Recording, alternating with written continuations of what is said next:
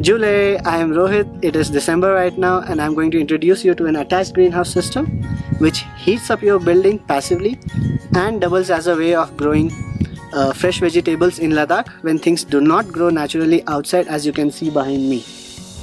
An attached greenhouse is a permanent structure which is metal in our case and a removable covering material, which here is plastic.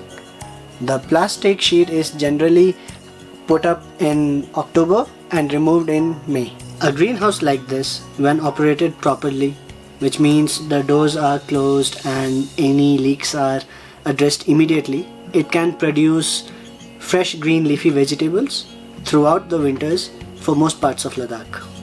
In this greenhouse, we have different types of plants. Some that can grow in little lower temperatures, such as these leafy greens, and these which require a little higher temperature, which comes from the building.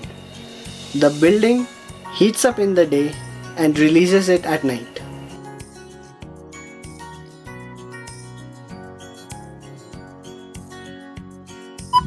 July, I am Rohit. It is December right now. It's okay. July, I am Rohit. It is winter. Thank you for watching. If you want to learn more about passive solar buildings, you can check our previous video here.